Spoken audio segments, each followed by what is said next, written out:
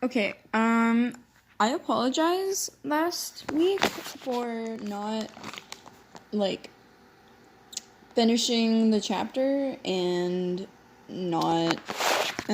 stopping in the middle of the chapter and very suddenly, but I can't even remember why I stopped at that point. Oh, wait, it might have been my storage. Never mind, because my phone has kind of crappy storage, and it says you have run out of storage a lot. So, yeah. So sorry about that.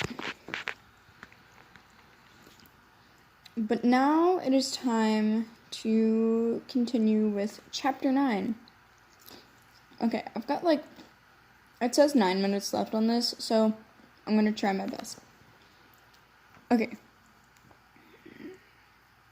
I'm gonna start with the last paragraph that I remember. Excuse me. That was gross. Okay. Denmark licks his lips. Iceland is honestly the only one I'm really worried about. He's kind of isolated from the rest of us, so unless he was with Norway when it happened, or he got picked up by a boat. He trails off, and Peter immediately feels terrible for even bringing it up. Well, even if he's not with them, I'm sure he could take care of himself. He nods sternly. I'll bet he's fine. Denmark manages a half smile. Yeah. He rakes a hand through his hair and sighs. I guess I'm just extra worried about him because I've always been a little overprotective or something. Of Iceland? Yeah. Iceland is to me and Norway what are you to... Yeah. Iceland is to me and Norway as what you are to Sweden and Finland.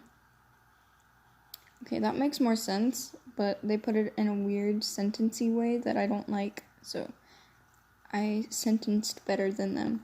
Okay, let's continue. I mean, he's not really like our kid or anything, but it kind of felt like it sometimes. He leans back in his seat and lets his shoulders sag, making him look impossibly thin in the dim light. But I still helped raise him and watched him grow up, so I guess it's only natural. Plus, he's always been kind of a sick kid, but then again, he isn't exactly a stranger to giant clouds of ash, so I don't know.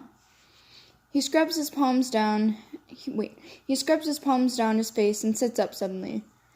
Anyway, let's talk about something else. Are you hungry? Sealand blinks, a bit startled at the rapid change in subject. Yeah. Yes. Oof. I'll make you something. The chair scrapes against the floor when he pushes it back, and he goes over to the shelves, rummaging through bins. How's your ankle? It's okay. Peter wiggles out of covers enough to rearrange them over his head and shoulders, crossing his legs and watching Denmark pull 2 white packets out of a box. Where's Netherlands? Out scavenging. I thought about going with him, but I didn't want you to wake up by yourself. You slept for a long time. You must have been tired. Thank you, Captain Obvious. Peter deadpans and rolls his eyes. It's a lot more comfortable than a car trunk. Denmark empties the packet into a shallow tin, a rain of small, nearly translucent white flakes cascading into the pan with a noiseless sigh. He tips half a bottle of water into the tin and sets it on the hot plate. Trust me, I know. He laughs and comes to sit next to him. He hands him a cup of water. I almost wish we could stay here. Peter grips the cup. But you said we wouldn't. You said we were going to keep looking for everyone. Denmark quirks a brow and stares at him from over his own drink. I said almost wish, kiddo. He reaches out and musses his hair over from the blanket. Why do I remember reading this? Hang on. I didn't mean to highlight things. Okay, I'm gonna look that up really quickly. Because, oh my god, why can I not remember this? Why do I remember reading that? Like, I know I've read it before, like, legit read, but what on earth? Library.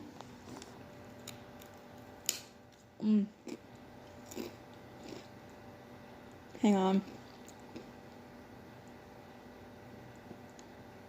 What's the matter? Denmark licks his lips. Iceland is honestly the only one I'm really worried about. He's kinda isolated from the rest of us, so unless he was with Norway when it happened. Okay. But am I sure? I'm so sorry, but this is, like, really bothering me. And yeah. Let's see. Let's go to my channel.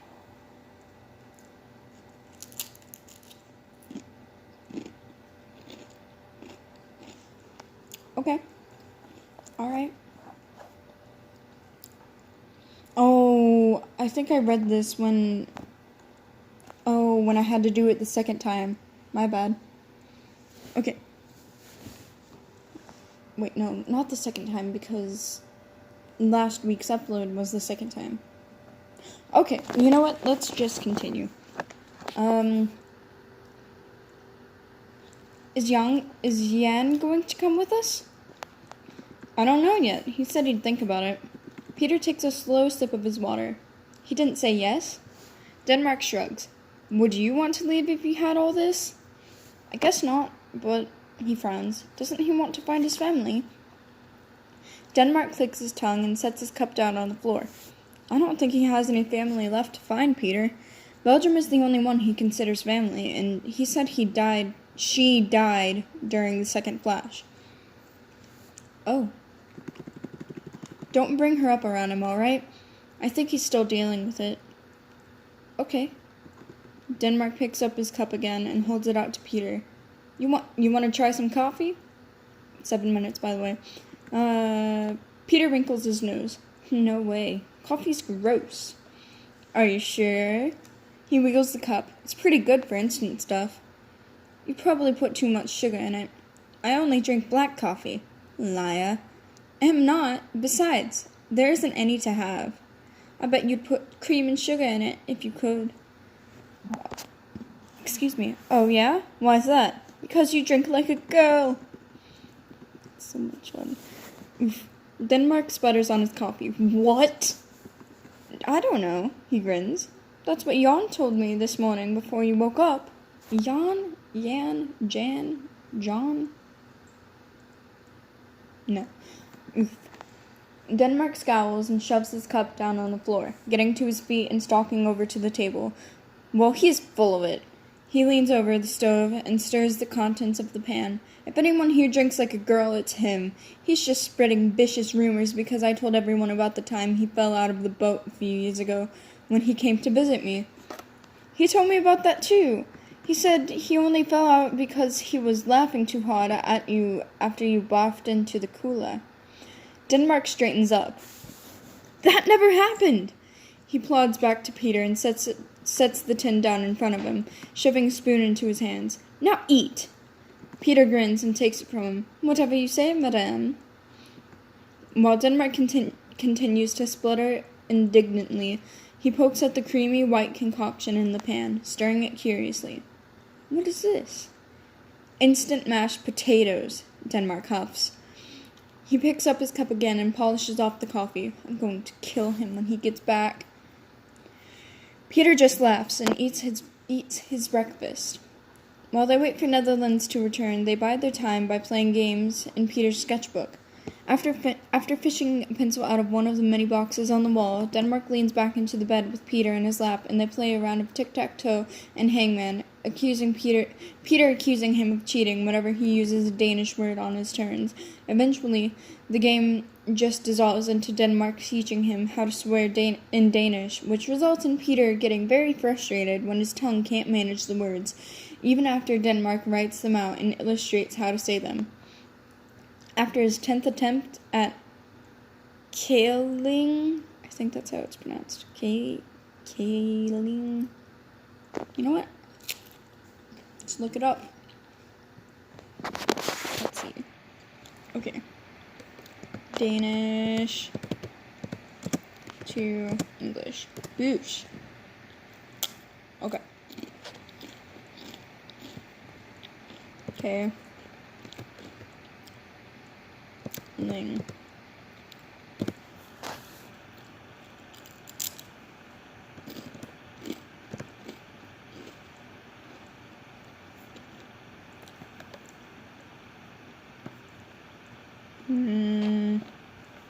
It's doing a weird thing.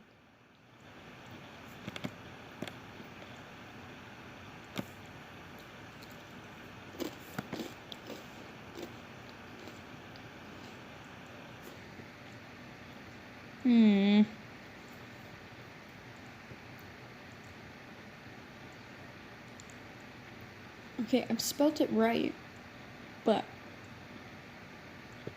Chrome. no. Kaling. Kaling.